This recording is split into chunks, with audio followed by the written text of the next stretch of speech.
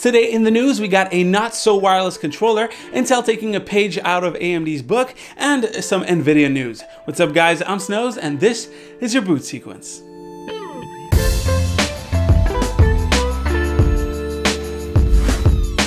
Let's get started with Google. Stadia is now less than a month away. In fact, the service launches on November 19th. Problem is, it looks like people who pre-ordered might be a little disappointed, and for more than one reason. First is the controller. Besides the fact that I don't like the two joysticks at the bottom form factor, the Stadia wireless controller won't be wireless for everyone at the start. If you play on your TV using a Chromecast Ultra, then you connect wirelessly. But if you want to play it on PC or use a tablet or a phone, you'll have to use the USB-C port. This is a little surprising given the whole point of Stadia and its controller was to be able to seamlessly switch from one device to another.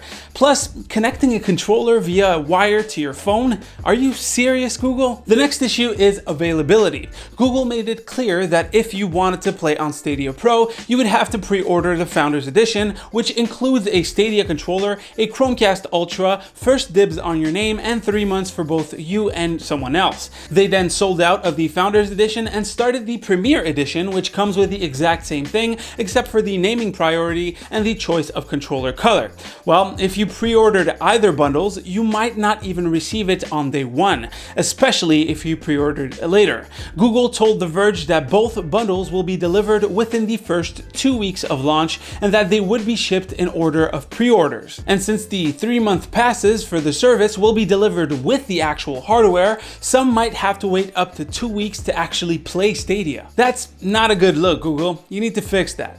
Moving on to some Intel news, it looks like they might take a page from AMD's book for their Xe graphics coming next year. So AMD has something called dual graphics. It allows you to combine the power of the onboard graphics on your APU and your discrete graphics to get more performance in game. Sort of like Crossfire, but with your CPU's graphics. Now, what does that have to do with Intel? Well, Phoronix found some interesting code in the latest Intel graphics drivers for Linux. The code points towards multi-GPU processing for their Xe architecture, but instead of discrete to discrete graphics devices, it mentions discrete to integrated graphics. Now, the first thing that came to mind when I saw this was, well, Crossfire and SLI, but they're pretty much dead these days. But Intel might take a different approach to it. They recently helped in enabling ray tracing in World of Tanks by making the CPU work harder for BVH tasks. In the future, they could offload more tasks to the integrated graphics.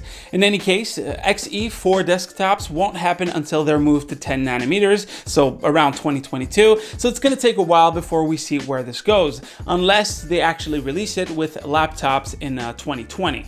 Also with Intel, since they are planning to launch their 10th gen HEDT CPUs at about half the price of the current lineup, it doesn't make sense to buy a 9th gen, right? Well, it looks like Intel finally came to its senses because those 9th gen CPUs have started to pop up with drastic price cuts at some retailers. The 9980XE has been spotted at around 950 euros, down from the $2,000 MSRP, and so on and so forth for all of their old lineup.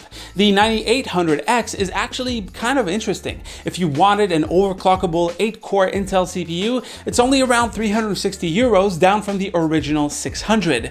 It might not be as fast as a 9900K, but it's also much cheaper. That's if you really don't want to get a 3700X. In Nvidia news, there's a couple of things. First is of course the upcoming 16 series supercards. This is a bit of old news, but a listing of a Max Sun branded 1660 Super popped up on JD.com confirming specs and pricing. I'll just put the specs on the screen so you can take a look at it. Price-wise, it is rumored to be $229 US, just $10 more than the non-super version for quite the memory upgrade. This card is set to come out on Tuesday, the 29th of this month. During the reveal, Nvidia will also apparently release support for reshade in the GeForce experience. Reshade will allow you to inject extra post-processing like ambient occlusion, depth of field effects, color correction, etc., etc. There's also the 1650 Super, which will follow shortly after on November 22nd, according to videocards.com, of course. Now, the RX 5500 from AMD is being directly compared to the 1650, and AMD made it clear that their card is a lot more powerful. model. And since there's a pretty big gap between the current 1650 and the 1660, I think Nvidia might fill it in with the 1650 Super by giving this model a slightly better upgrade than just the memory change, maybe a little bump in the CUDA core count. Anyways, guys, that is pretty much it for the news today. If you have any comments or questions, you know where to put them. As usual, you can click right here to see the latest video right here to subscribe to the channel. Stay frosty, my dudes, and I'll see you on the next one. Yes, I didn't actually do the Q&A. It's probably going to come tomorrow. I'm sorry. I've just been so overwhelmed. They're redoing the basement for structural reasons, and I'm basically stressing out every day.